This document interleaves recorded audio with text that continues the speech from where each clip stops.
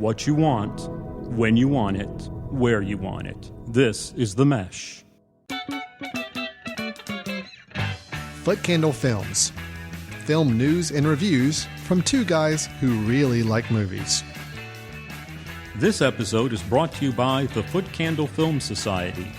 For a schedule of upcoming screenings and membership information, visit the Society's website at www.footcandle.org.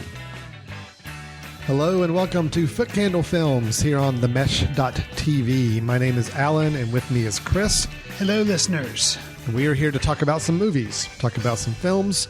Here as part of the Footcandle Film Society, which is our little merry band of filmgoers here in Western North Carolina. Chris and I started the Film Society about 7 years ago. Is that about right? Yes. 2008? Yes. 8-ish, somewhere in there. And we've been doing this podcast for a little while, too, talking about films that we review on the side, but also films that we've brought to our Film Society and other things we talk about there. So for today's episode, we're going to be reviewing a film that we just had a screening of last night. It's the German film Phoenix, starring Nina Haas, directed by Christian Petzold, and we'll talk about that film in a moment. Followed by, we're going to do something a little interesting, that we're going to do a wrap-up of our Footcandle Film Festival, the very first one we ever held. We had 25 films total shown over a long weekend, but we're actually going to review two of the films because they are two films that you can actually find online or get available to you that we want to make sure you know about and hear our thoughts on. Then we'll spend a little bit of time talking about the festival in general, some other kind of random notes on those. We'll hit another news item or two I've got to share, and then we'll wrap up the show with our recommendation of a film that each of us want to recommend. We think you can find online and may find worth your time to check out. Chris, sound good to you? Sounds like an awesome game. We have the plan. agenda lined up. I think we're all set to go. It's Friday afternoon. It's perfect time to record. Let's jump right into it with our first review. Again, the film is called Phoenix. Die wollten dich umbringen, weil du eine Jüdin bist. Und jetzt kommen die Überlebenden zurück und verzeihen. Sir, what the hell do you think you're doing? Johnny hat dich verraten. Ich habe zu dir gesagt, es gibt kein Zurück für uns.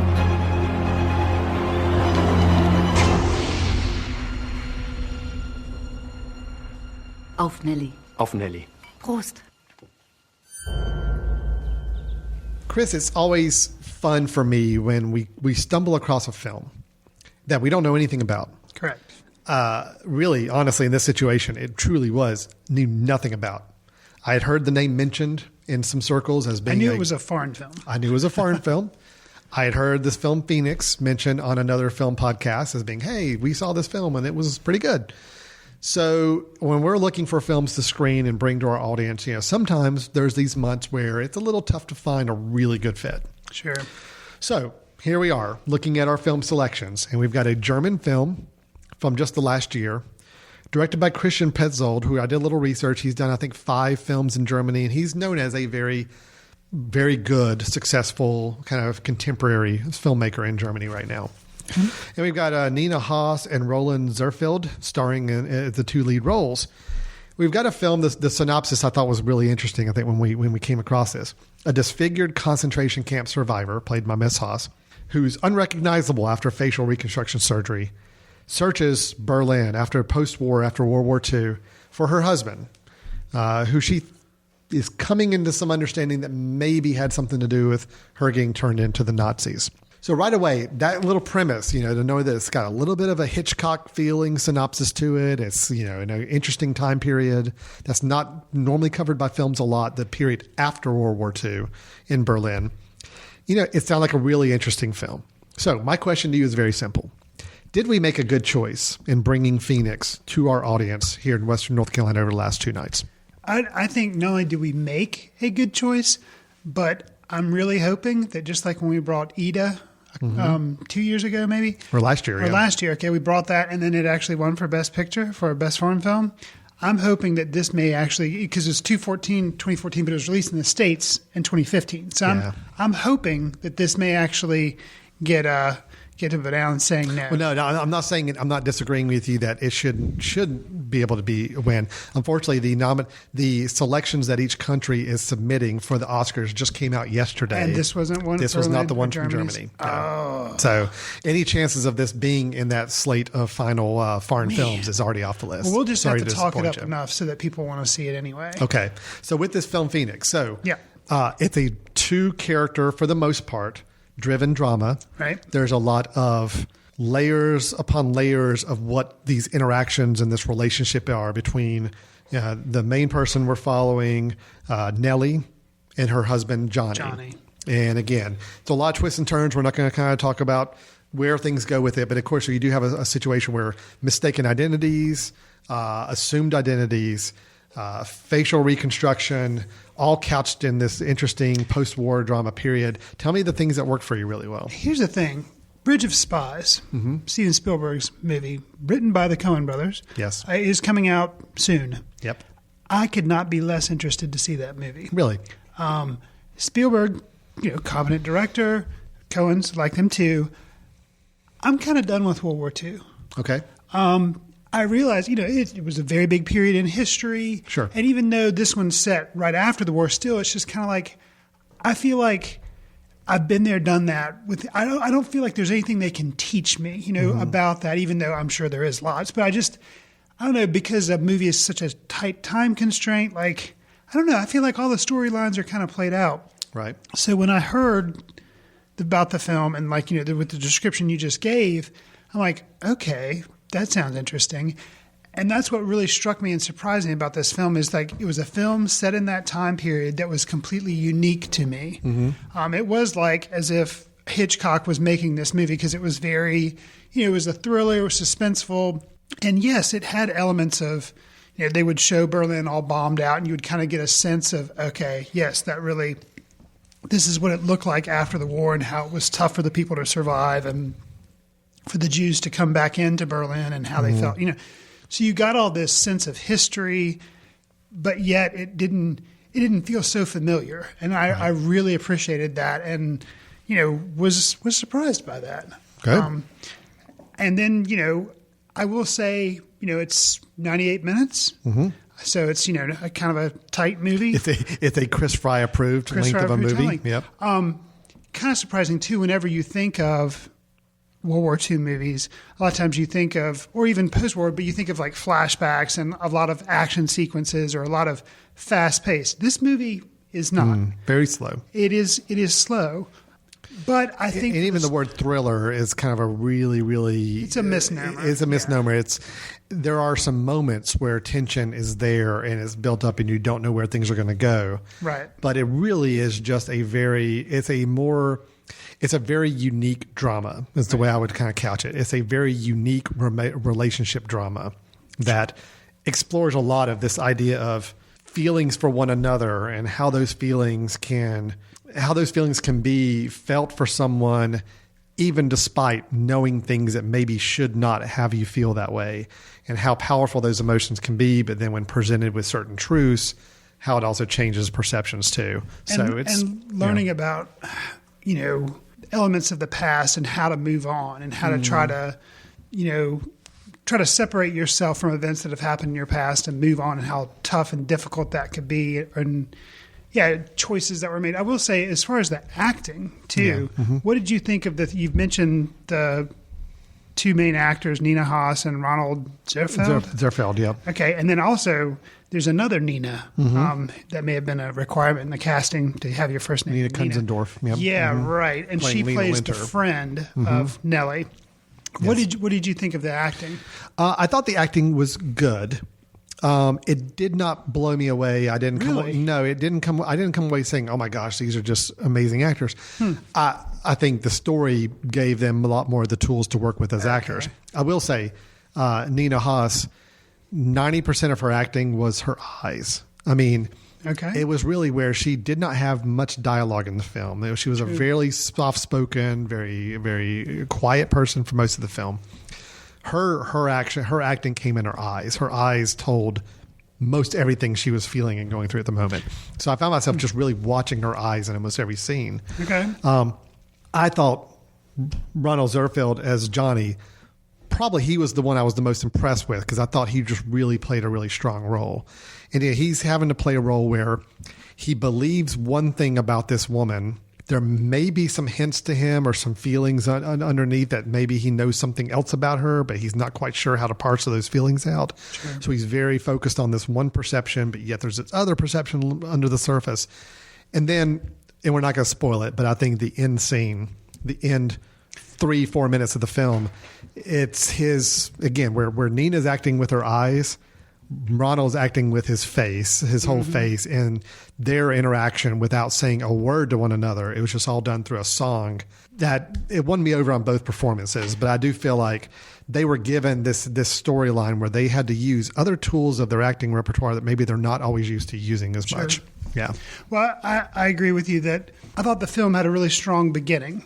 Kind of, you see Nellie getting out of a concentration camp, and you see that has bandages all over her face, and it was very dramatic, beginning.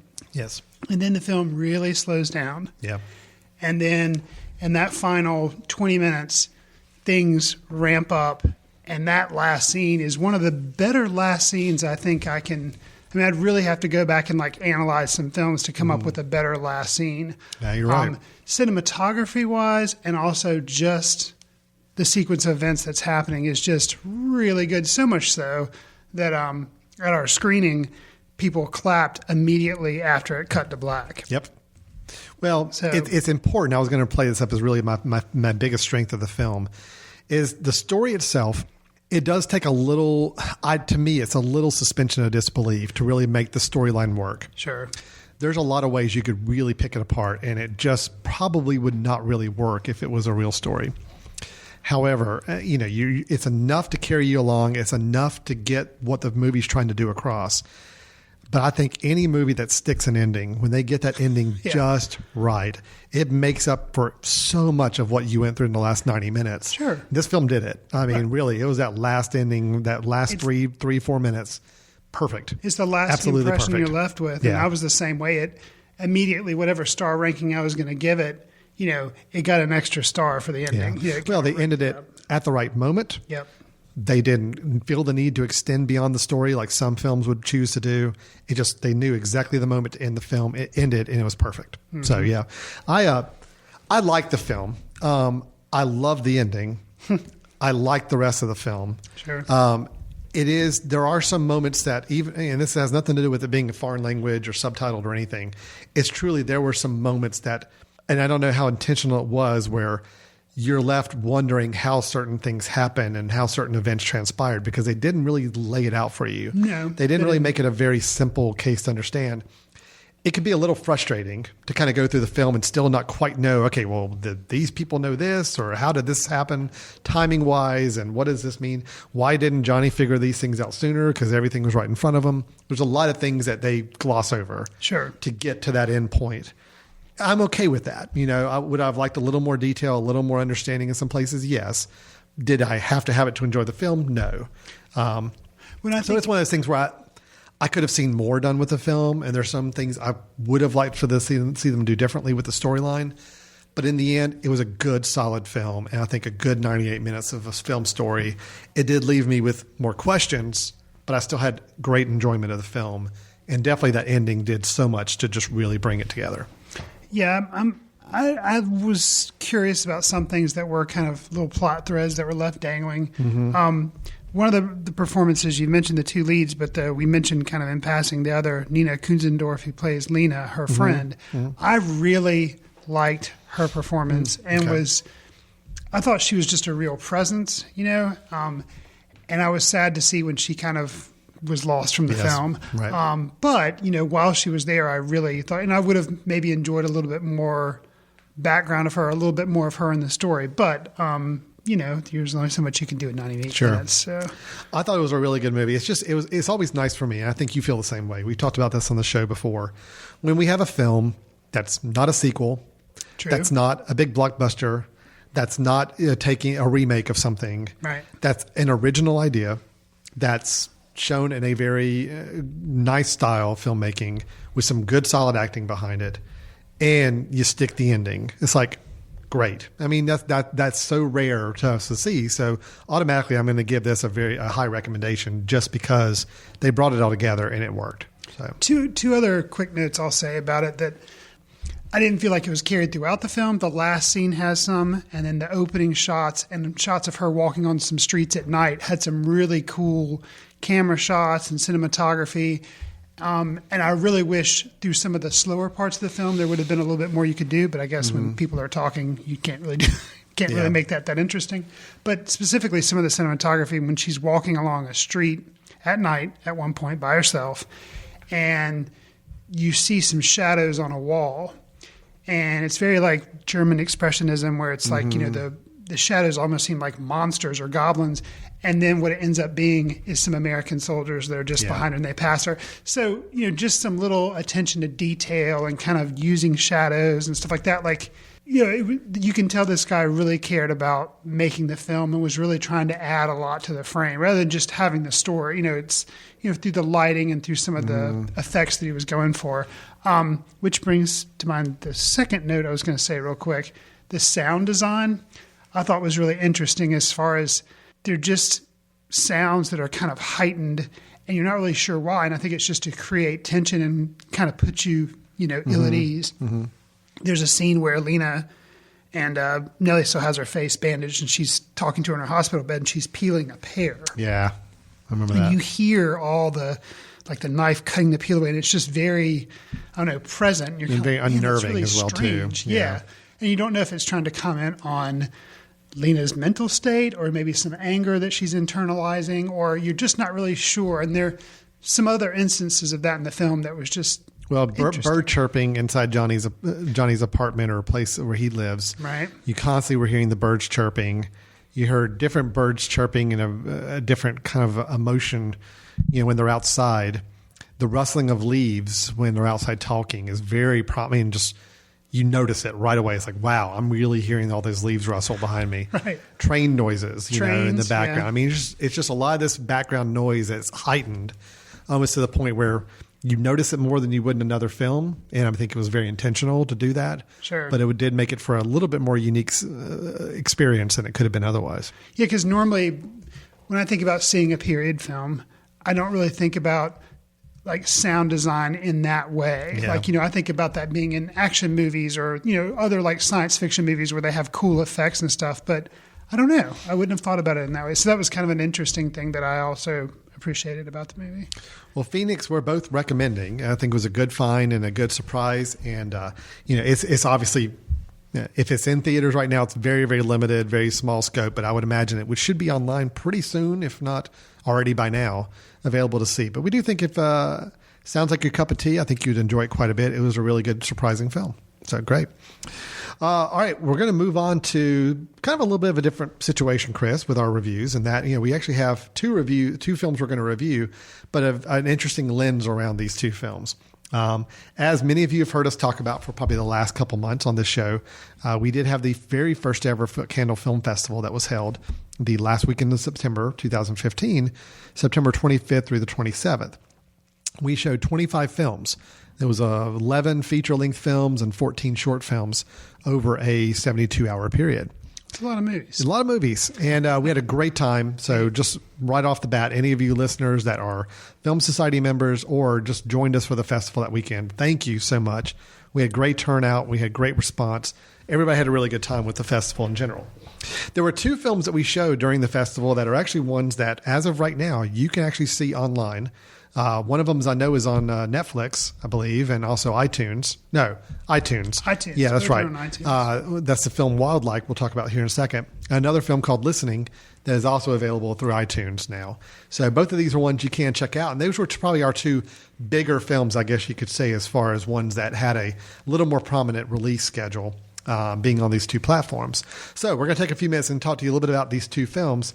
And then when we get to our news, we'll talk about the festival kind of in general and kind of general perceptions and other notes to make you aware of. So first, let's talk about this film, Wildlike. Frank Hall Green, the director and the writer, starring Mr. Bruce Greenwood, who you may recognize from many other films. The film is Wildlike. Welcome to Alaska.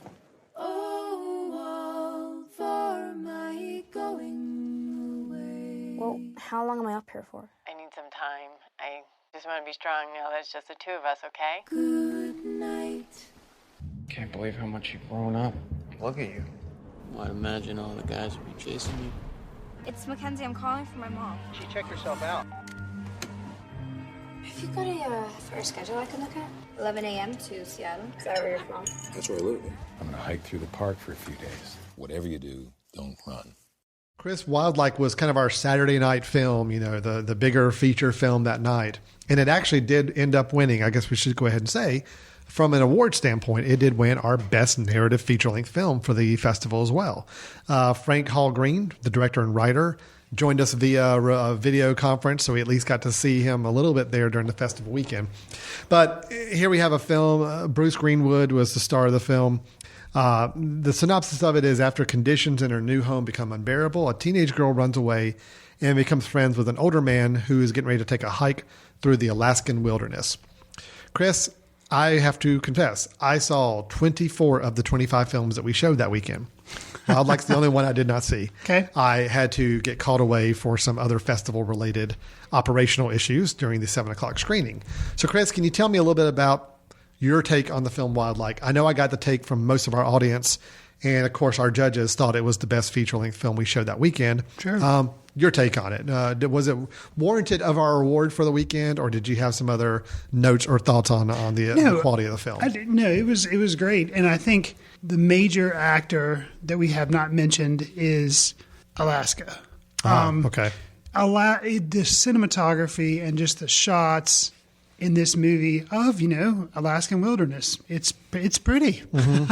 And it was so nice to be able to see it at the festival on a big screen, because I had watched it prior, on my laptop or whatever, to screen it. And to be able to see it in a theater, it's really breathtaking. So that was the thing that really stood out with this movie was the, Alaska wildlife. Then the two leads, Ella Purnell, who plays the girl, the runaway Mackenzie. girl, Mackenzie, and then Bruce Greenwood, they both did a good job. And it's for something like this movie, you explain the setup that you did in the description. And it's a pretty, you've seen stories like this before, a runaway and she befriends somebody.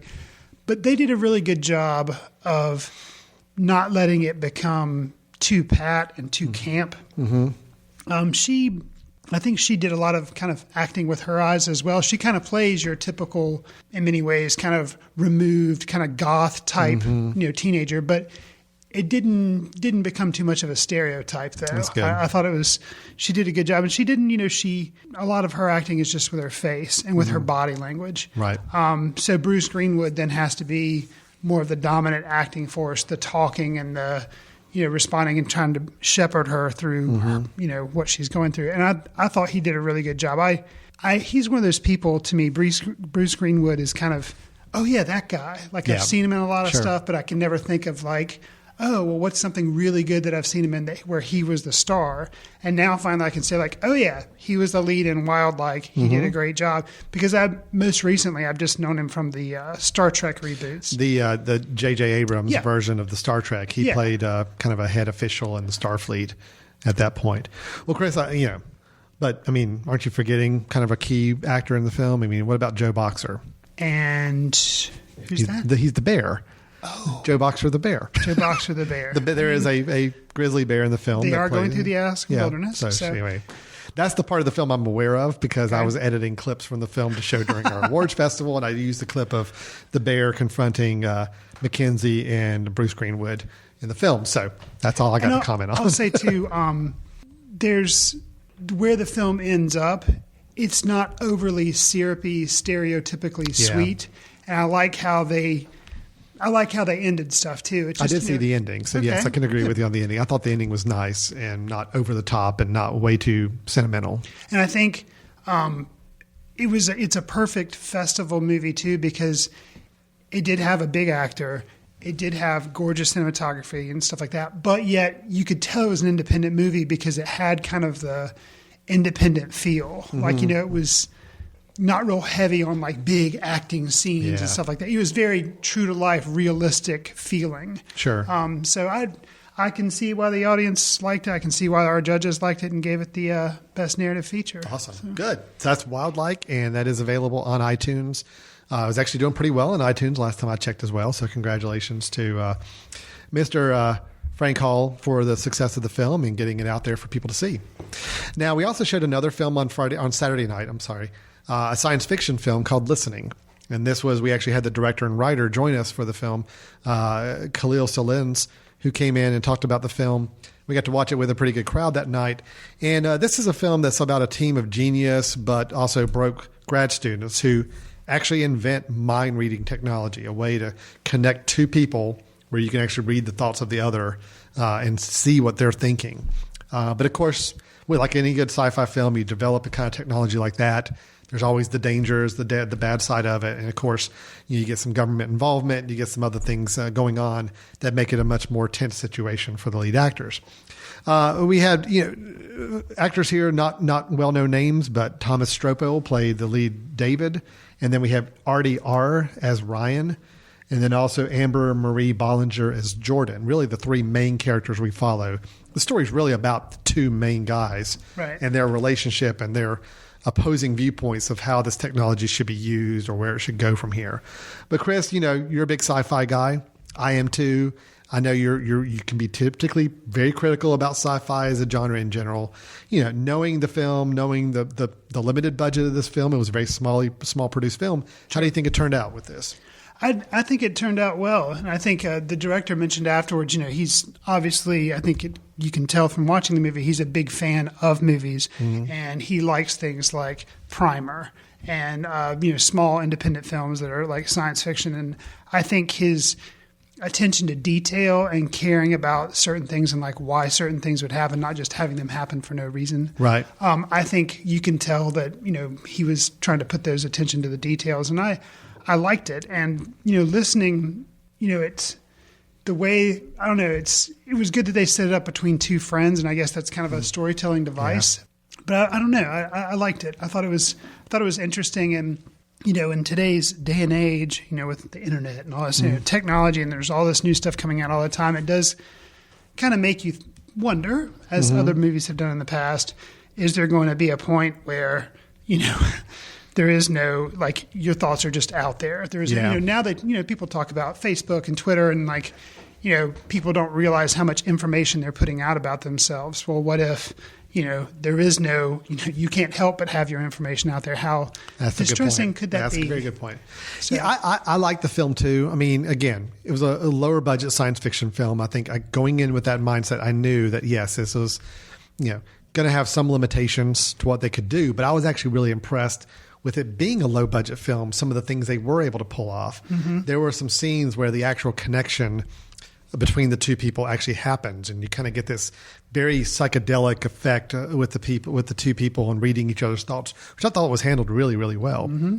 I thought the acting was overall pretty good. I thought Ryan Cates, the character of Ryan Cates played by Artie R, was really good. He was a little bit more of the, he's a little more of the higher strung member of the team, and kind of a little more animated character and just a little more fun to watch. So overall good. Plot wise, I think it took a few stumbles late in the film, some things that I was kind of questioning the motivation for the characters going to the point that they did towards the end.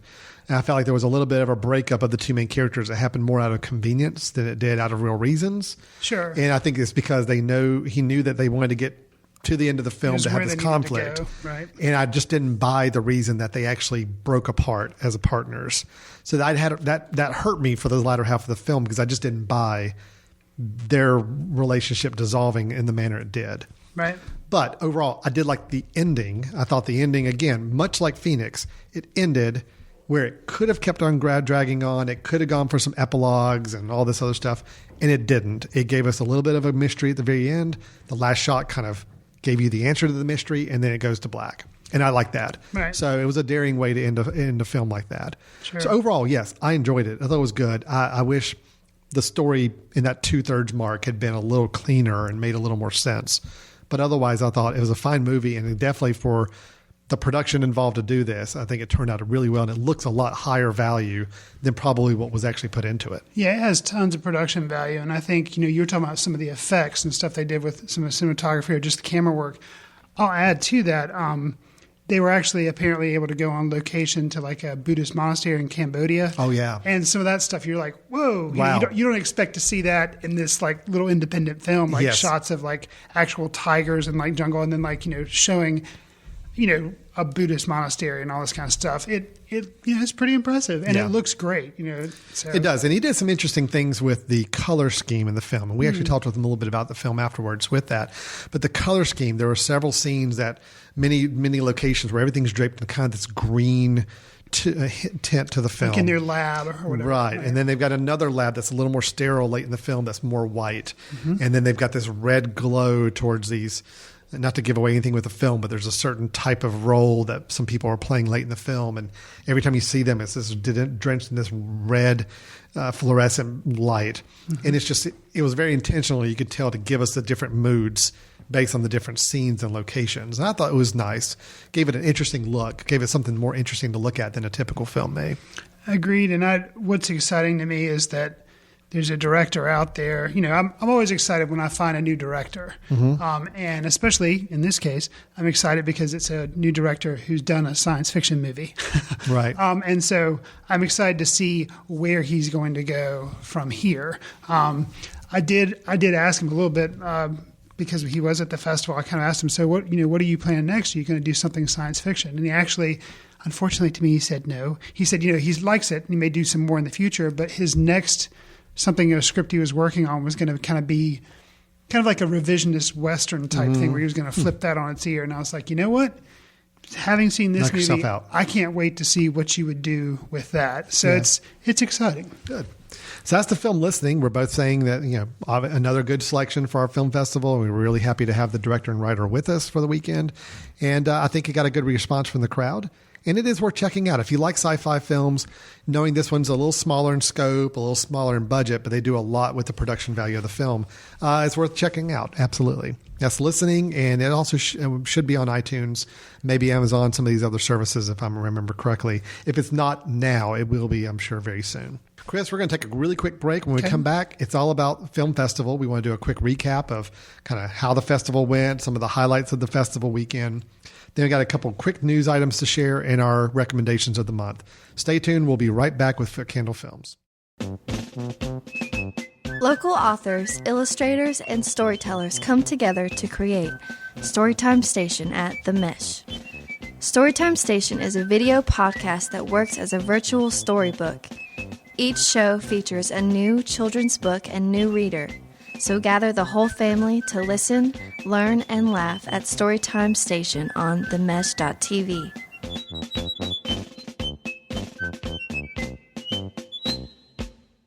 Welcome back to Footcandle Films here on themesh.tv. Alan and Chris with you talking about some movies. We finished our review of the German film Phoenix, as well as talking about two of the feature films from our Footcandle Film Festival, Wildlike and Listening. Both are available for you to check out online.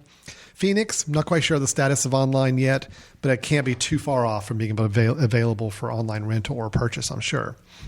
Chris, as we talked about the Footcandle Film Festival, and of course, we've been mentioning that on the show for quite a while now. We're really excited building up to it. 25 films over the course of the weekend. We had a great crowd. I think we probably had over 1,000 people during the course of the weekend coming out to get tickets to the various films. It was a really solid weekend. I do want to mention the winners. We already talked about one of them, but we did give out 4 awards during the festival weekend, and I wanted to highlight those for everybody. First off, it was the feature-length narrative film that we just mentioned, which was Wildlike. Again, we showed that on Saturday night to a good-sized crowd, and I think the crowd responded really well. We received a very high score towards our audience favorite award as well, but did not win that one. Best feature-length documentary film was Thomas Morgan's Storied Streets, a documentary about homelessness and in America and some of the challenges that different flavors of people that are homeless, which I thought was really a great aspect of that film. It wasn't just talking about, homeless percentages, numbers are so big, we got to do something about it. It really spent time helping us see the different faces of homelessness from somebody that you may see on a college campus and not realize that they're homeless, to other people that, do everything in their power to not look homeless, to try to lead a normal life, but they just can't do it. That was a really good documentary. And I think that's probably one of those films that a lot of our members have actually asked to see or have us bring back in the future, hopefully, or find a way to find it online, because it did resonate with a lot of people. And I think that's why it got the Best Documentary Award for the weekend. And then we did our short films. We did 14 short films during Friday night, which is kind of a novel way to kick off the festival. I think people really had a blast with it. Getting a big crowd of 250 plus people to watch all 14 of these short films during the course of the night. We broke them up into our primary primetime batch and then our late night batch, which is a little more out there with some of the films. A little edgier, but fun. Mm-hmm. We had a really good time in both screening groups. From those 14, we actually had a best winner selected by the judges for the best short film, and that was the film Berlin Troika, which is probably about 12 minutes long, 10 to 12 minutes long film. So. Mm-hmm. Taking place about some negotiations between two country leaders and the interpreter they had to use between them. Very clever film, very well-made film, and we got to recognize the director and writer of that with his own Footcandle Award, and he also came via video conference to give us his thanks as well. So it was really, really nice in all four situations with the awards there. Well, speaking of the fourth award, I haven't mentioned that one yet. So we actually had, throughout the course of the entire festival, we had an opportunity for all the people watching the films to vote on how they rated films. We took the average rating of all films. So it didn't matter if there was 20 people in the audience or 250 people. Take the average rating of each film that we got the ratings sheets back from the participants. And the winner of that became our audience favorite award. As I told the story at the Sunday night closing ceremony, we had some interesting little drama coming on Sunday afternoon. We finished the festival with our last screening, which was the documentary Enter the Fawn. And we got all the votes in from that. And as we were calculating them, there were 2 or 3 films that were all within 100th. That's 100th. That's a little decimal place, 2 places out from it, away from each other on the rating. And there was one that came out just slightly on top. About that time, somebody ran down the hall to us and said, "Oh, I forgot to turn in our family's votes, and here's 4 more votes." So for 4 people that forgot to hand them in when they left. And as we recalculated that, it caused another film to just slightly edge out the one we had planned. So it was really some last-minute tension and drama. But at the end of the day, the film that won Best Audience Favorite Award was the film Enter the Fawn. And Enter the Fawn, did have some local connections to our area. Greg Mazgala was the subject of the documentary, suffering through cerebral palsy all of his life. But yet the documentary was about his efforts to actually become a stage actor and, most importantly, a dancer, even while facing this disease. And his choreographer, who is actually one of the co-directors of the film, basically working with him on some different techniques and ways to overcome this disease in order to become an actor and a dancer on stage. It was a really great screening because we had a full house and just a lot of good. Both Tamara Rogoff, who was the director, and Greg Mazgala were there in person. So we had a really nice moment with talking with them, Q&A after the film was over. And it did win the Audience Favorite Award the weekend. So that was our 4 winners. Chris, knowing that those were the 4, any takeaways from the festival, some things that really struck you as just some great moments or some great reactions we got in general throughout the festival weekend? I was just impressed by how many great films we had. And just like, with the Academy Awards, there's so many good films, not everybody gets to take something home. Yeah. And that's the sad thing, is that not everybody got to take something home from the festival, because there were a lot of good filmmakers that came, and we only had 4 awards. Yeah. But I am happy with what won the awards. They're all good films, and there were a lot of quality films, too, that did not win an awards, but they were really worthwhile. And I think one of the things that struck me that was interesting, too, from the festival was I had no idea that the crowds would be as responsive as they were to the short films. Yeah, and so that was kind of a pleasant surprise. Something unique that we did was have it kind of opening night short film selections. Instead of doing like a big opening night film, we did this instead. And I really like that. I think it worked really well, and I look forward to being able to hopefully do it again next year. Yeah, so. I completely agree. I think starting out with the short films opening night, and we gave a really good big audience to all the short films, which was great. And I think a lot of times short films at film festivals kind of get a little lost in the shuffle. Sure. They get thrown together in like kind of a batch of short films like we showed, but they're normally not featured as kickoff and the big lead event. It's normally something special you had to get a ticket for. And I know festivals we've been to, yeah, it's a nice little crowd watching the shorts, but it might be 30, 40, 50 people sure, at the most. But here we had 250 plus people watching all the short films. Mm-hmm. So it worked out really well. And I agree with you that I think the reaction to the short films in general, I think we built up a lot of admiration for the form of short film, because I think a lot of times in our society and film going culture, if a film's not 90 minutes or longer, we don't really register it as a film. But yet there's so many good short films being made.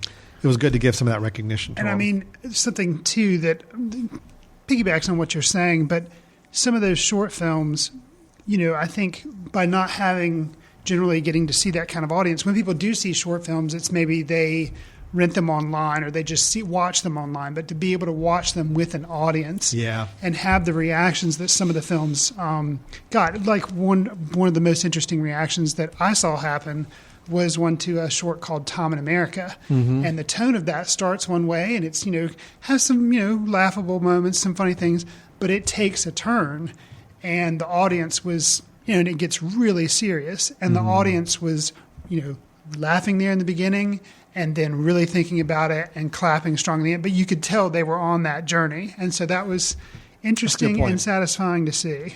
I will say probably my favorite surprise of the film, a moment that just really kind of struck me as I really did not expect it. Our 9 a.m. Saturday morning film, which is the one we probably expected to have the lowest turnout. It did have a relatively lower turnout than most of the other films, but it was better than I expected. It was the film Moose, and by director John Helberg. And it was a short film, really just 60 minutes long, or 40 minutes long, 40 minutes long. And the crowd reaction to that film was really, really positive. Actually, that one came really darn close to winning audience favorite. Which is awesome. Because it was a very quirky, odd crime / kind of fish out of water situation.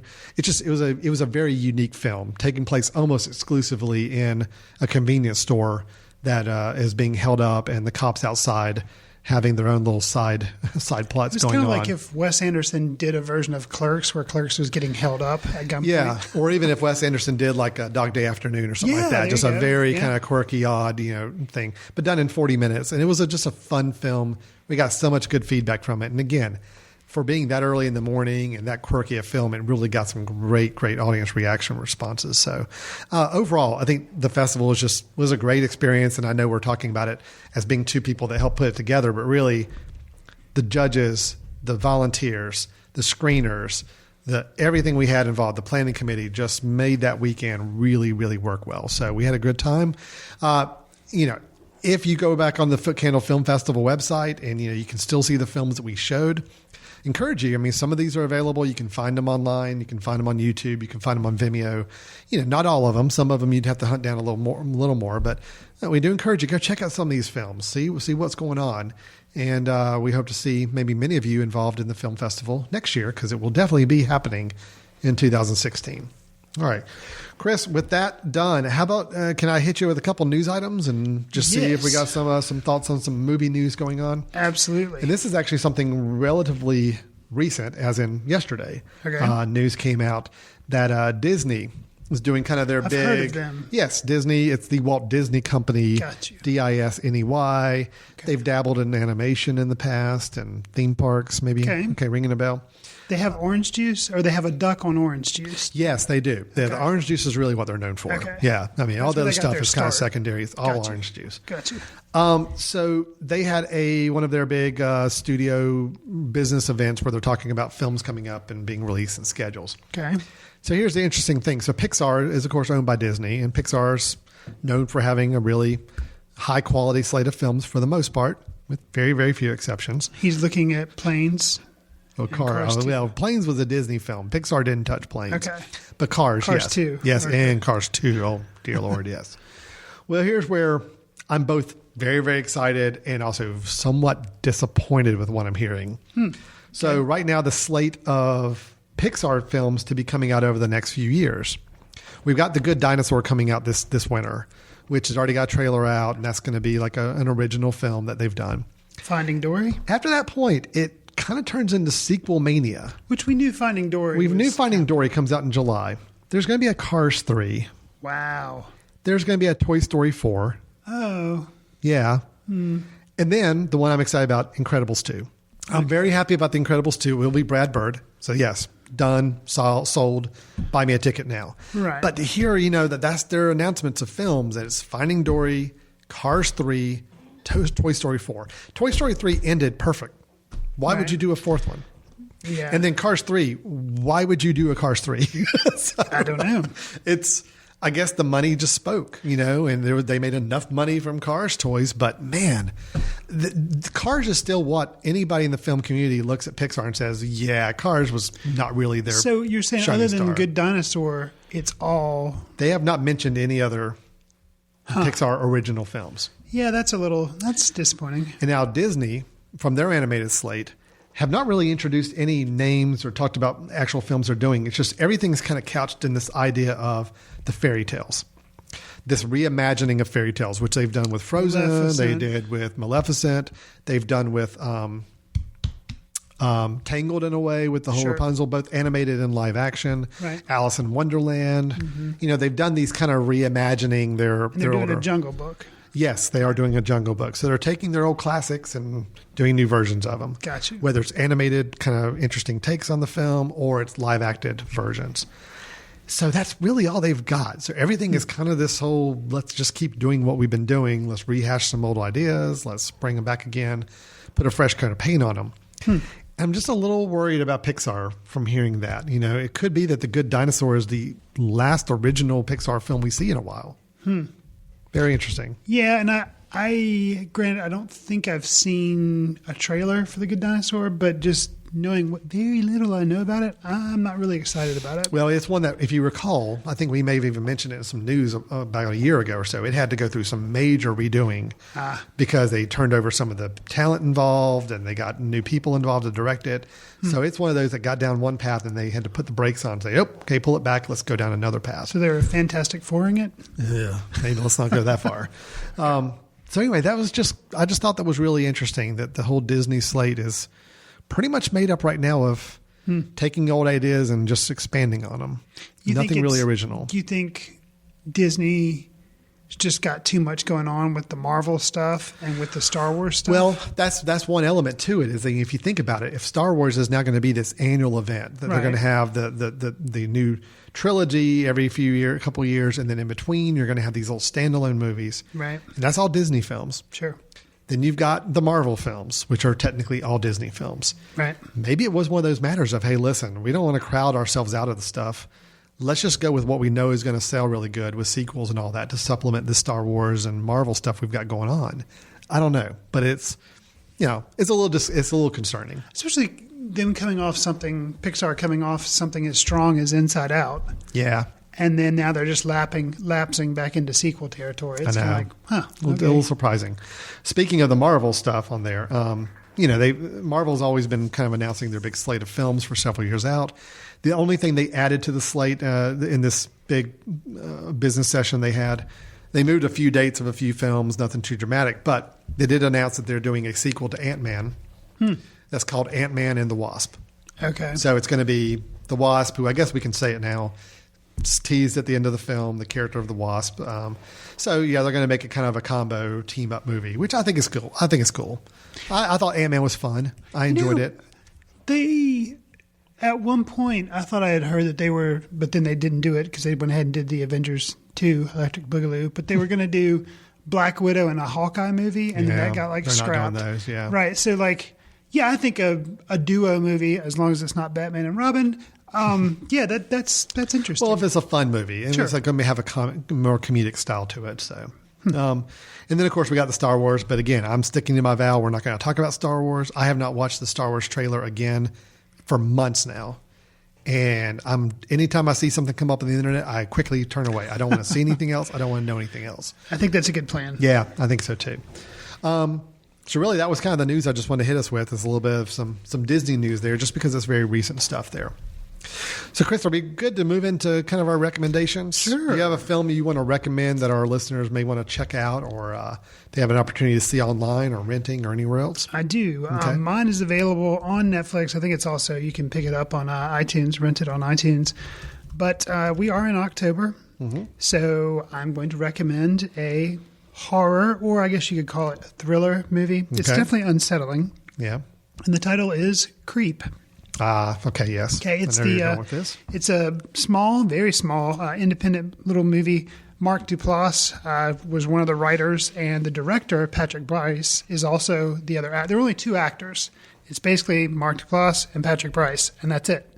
And the story is Patrick Bryce is playing a videographer. He answers a Craigslist ad for a one-day job in a remote mountain town. So he goes there and he finds his client, and he basically is just being paid to follow this guy around for the day to document some things that this guy wants documented. And it's unsettling. And I'll just kind of leave it at that. It is, I'll just kind of leave it at that. It's good. And it's not fancy. It's not flashy. But to me, it's kind of a good example also, if you were talking about the film festival and good ideas, but, a small independent movie, only two actors, but it's the thing, they had an idea and they're like, okay, and they just write it and they act it and just nuance it just enough to make it nice and original. It's 82 minutes. It's nice and short. Very short. But and the kind of the gotcha moment at the end is crazy. So, Halloween, if you're looking for an original scary movie that you haven't seen yet, I recommend Creep. And it came out in 2014, but then I think was majorly released in 2015. So it's kind of new. I saw the movie poster for it. Okay. And I don't know when I'll be getting to that one. So, the movie poster kind of creeped me out on its own. Yeah. And watching it, it's perfect horror movie type stuff, like watching it in your house. It's going to be kind of creepy. So. Well, mine is not anywhere near as creepy, but I had a chance to catch up with a film that I'd only seen little parts of before, never had a chance to watch the whole thing, and that's The Third Man.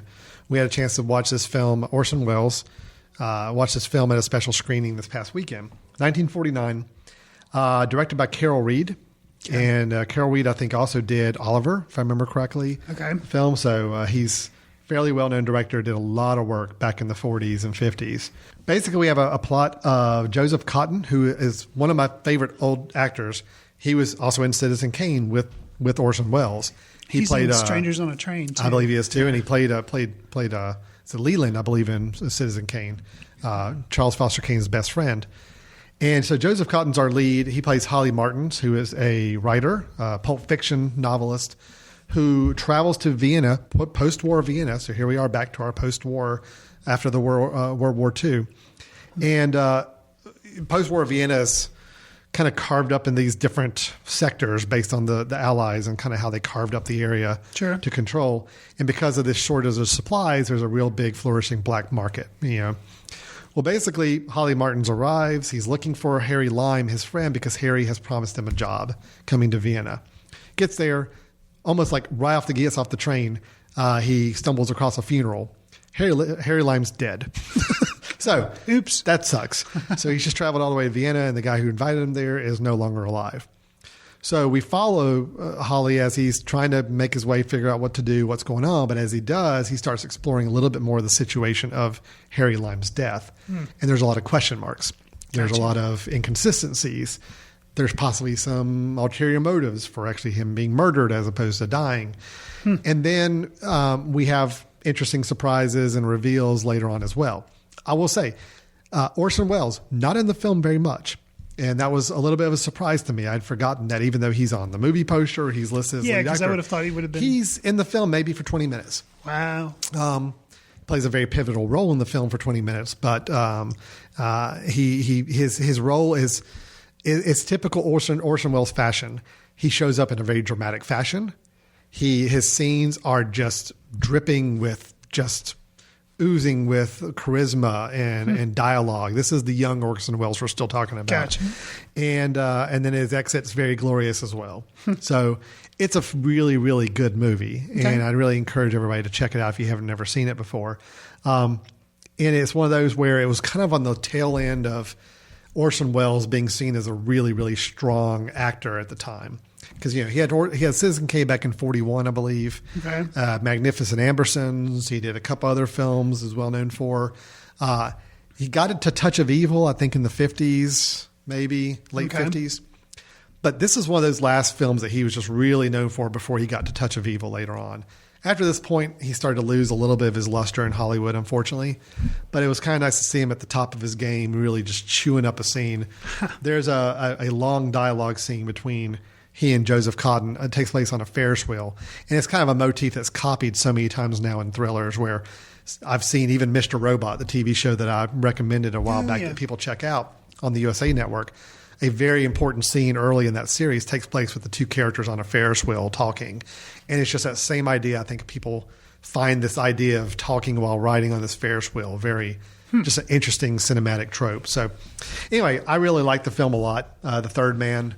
I'm remiss I didn't watch it in its full entirety before now, but it's definitely one to check out. You have me interested. I'm hoping that it will make me think Orson Welles is as important as everybody else seems to think he is. Oh, Christopher.